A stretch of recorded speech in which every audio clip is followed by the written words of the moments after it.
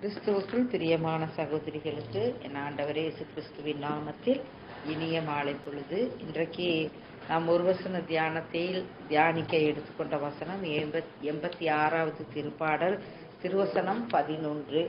ஆண்டவரே, உமது உண்மைக்கேற்ப நான் நடக்குமாறு உமது வழியை எனக்கு கற்பியும், உமது பெயருக்கு அஞ்சுமாறு என் உள்ளத்தை ஒருமுகப்படுத்தும். ஆண்டவரே, உமது உண்மைக்கேற்ப நான் நடக்குமாறு உமது வழியை எனக்கு கற்பியும், உமது பெயருக்கு அஞ்சுமாறு என் உள்ளத்தை ஒருமுகப்படுத்தும். கிறிஸ்துவுக்குள் பிரியமான சகோதரிகளே, இது இந்த திருப்பாடல் உதவிக்காக மன்றாடல் என்ற தலைப்பின் கீழே தாவீதின் மன்றாட்டாக கொடுக்கப்பட்டிருக்கிறது. தாவீது ராஜா பாடிய ஒரு சங்கீதமாக காணப்படுகிறது. நான் பார்த்துருக்கோம், திருப்பாடல்கள் ஒரு 7 பேர் எழுதியிருக்காங்க. அதில் பாதிக்கு மேற்பட்ட திருப்பாடல்கள் சங்கீதங்கள் இந்த தாவீதால எழுதப்பட்டிருக்குது. இதெல்லாம் பார்த்தோம்னா அழகான ஒரு ஜெபமாக, ஒரு விண்ணப்பமாக தான் இருக்கும் இந்த வேண்டுதல்கள் எல்லாம்.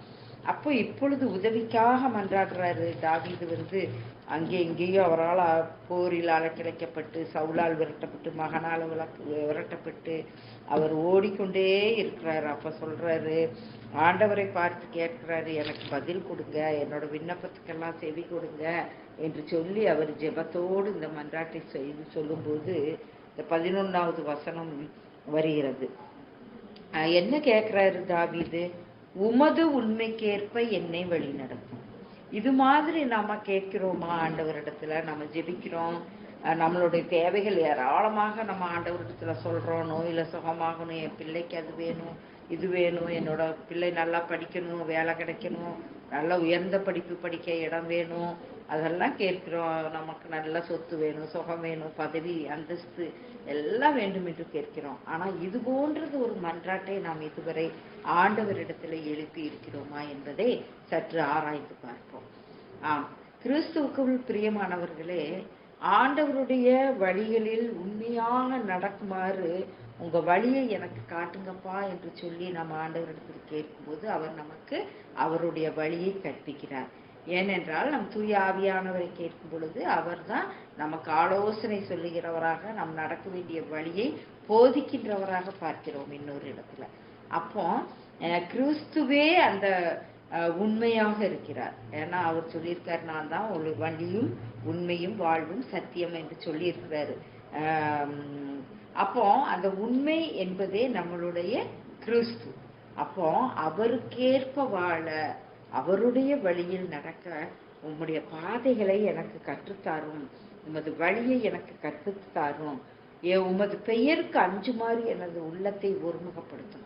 இது அடுத்த மன்றாட்டாக பார்க்கிறோம். இந்த வசனத்துல 2 மன்றாட்டுகள் காணப்படுகிறது. ஒன்று, அவருடைய உண்மையான வழியில் நாம் நடக்குமாறு நம்மை அவர் கற்பிக்க வேண்டும், நம்மை வழி நடத்த வேண்டும் என்பது. 2வது மன்றாட்டு, அவரது பெயருக்கு அஞ்சுமாறு நம்மளுடைய உள்ளத்தை ஒருமுகப்படுத்தும்படியான மன்றாட்டு. தாவீது அவருக்கு ஆண்டவருடைய திருப்பெயருக்கு நான் அஞ்சி நடக்க வேண்டும், அதற்கு தகுந்தா போல என்னுடைய உள்ளத்தை ஒருமுகப்படுத்தும், என்னோட நம்பிக்கையை அங்கே இங்கே செதற விடாம உம்மை நோக்கியே என்னுடைய சிந்தனைகளை ஒருமுகப்படுத்துங்க. அப்போ உம்மீது நான் நம்பிக்கை வைத்து உம்முடைய பிள்ளையாக என்னால் வாழ முடியும் அப்படி என்று சொல்லி தாவீது இந்த திருப்பாடலை சொல்லுகிறார். இன்றைக்கு கூட இது நமக்கும் பிரயோஜனமாக இருக்கும் என்று நான் நினைக்கிறேன். நம்ம மன்றாட்டுக்கள்ல எப்பொழுது கேட்போம், ஆண்டவரே உம்முடைய வழிகளில் நான் நடக்க எனக்கு கற்பியும், உம்முடைய உண்மைக்கேற்ப, உம்முடைய நீதிக்கேற்ப, உம்முடைய நேர்மைக்கேற்ப நீங்க என்னை நடத்துங்க, உம்முடைய வழிகளில் நடக்க எனக்கு கற்பித்து கொடுங்க. நான் ஒரு ஒன்றுமறியாத அறிவிலி போல காணப்பட்டாலும், ஒன்றும் அறியாத பிள்ளையை போல, சிறு குழந்தையை போல இருந்தாலும் நீங்க எனக்கு சொல்லி கொடுங்க. உம்முடைய பெயருக்கு நான் அஞ்சி வாழ எனக்கு உதவி செய்யுங்க. ஏன்னா கடவுளுடைய பெயருக்கு எப்பொழுது நாம் அஞ்சுகிறோமோ அந்த அச்சமே ஞானத்தின் தொடக்கம் என்று சொல்லப்பட்டிருக்கிறது. இப்போ கடவுளுடைய பெயருக்கு அஞ்சி நாம் வாழும்போது அவருடைய ஞானத்தை நாம் நிறைவாக பெற்றுக்கொள்கிறோம். அதனால நம்மளுடைய மன்றாட்டுக்கள் இதுவரை நம்முடைய பூலோக காரியங்களுக்காக இருந்திருந்தாலும் அதில் தவறில்லை, பூலோக காரியங்களும் நமக்கு வேண்டும். ஆனால் முதலாவதான ஒரு மன்றாட்டு அவருடைய வழிகளில் அவருடைய பிள்ளையாக நான் நடக்கணும், அதுக்கு எனக்கு உதவி செய்யுங்க என்று சொல்லி கேட்பதாக அமையட்டும்.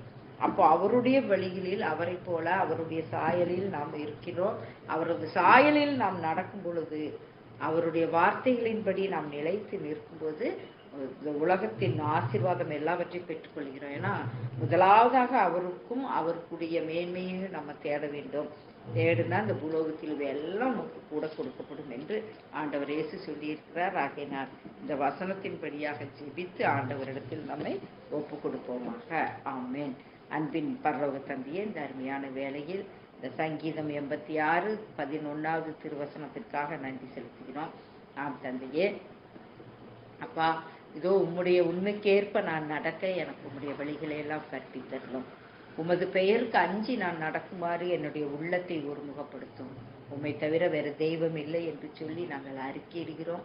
உம்முடைய பிள்ளைகளாக வாழ எங்களுக்கு உதவி செய்யும்படியாக இதோ என்னையும் இந்த வார்த்தைகளை கேட்டுக்கொண்டிருக்கும் ஒவ்வொரு சகோதரிகளையும் வழி நடத்த வேண்டுமாய் இயேசு கிறிஸ்துவின் நாமத்தில் ஜெபிக்கிறேன், ஜீவனுள்ள நல்ல பிதாவே. ஆமேன், ஆமேன், ஆமேன்.